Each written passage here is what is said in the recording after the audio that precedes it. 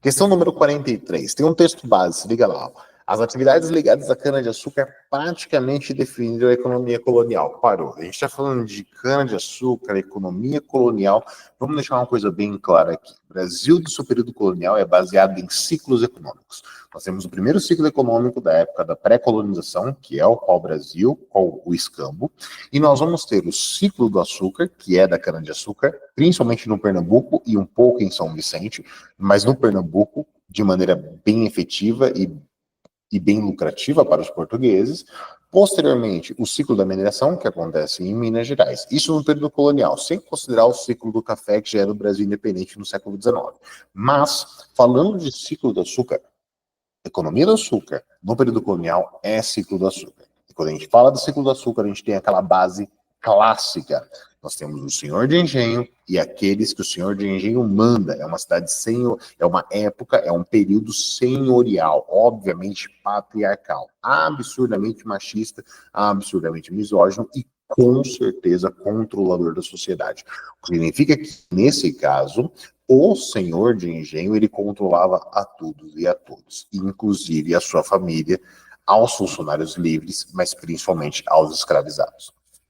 O enunciado fala assim: a produção de açúcar no Brasil colonial se baseou em 3 características que definiram as estruturas da nossa sociedade até a atualidade.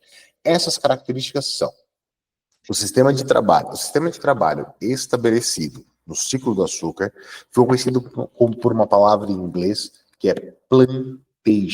Pessoal, o plantation ele é baseado em 4 coisas, na verdade. É monocultura, ou seja, só se produz uma única coisa em toda a propriedade rural. Latifúndio. Latifúndio significa uma grande propriedade rural, por isso que a gente fala de minifúndio, pequena propriedade rural, e latifúndio, grande propriedade rural. Mão de obra escravizada, sempre a mão de obra ela era escravizada, tá? Nesses latifúndios, na produção da cana-de-açúcar, sempre eram escravos africanos, tirando São Vicente, que tinha também os escravos indígenas, apesar da proibição de Portugal e da Igreja Católica. E, para finalizar, a produção era voltada para o mercado externo, sempre para exportação. Qual que é o resumo da ópera do Plantation? 4 coisas básicas: monocultura, latifúndio, mão de obra escravizada, voltada para o mercado externo. Ele só coloca três dessas características dentro das alternativas, o que significa, portanto, que a nossa alternativa correta é a C de Caio. Olha só. Monocultura, latifúndio e mão de obra escravizada.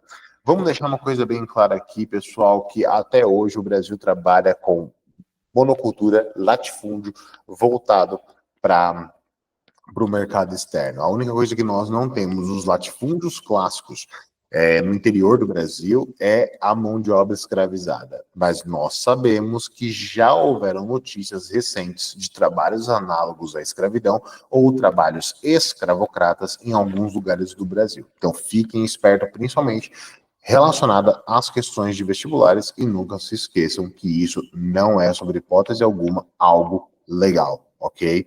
É algo muito, muito errado, qualquer tipo de trabalho escravo ou análogo à escravidão. Sempre condenem esse tipo de coisa.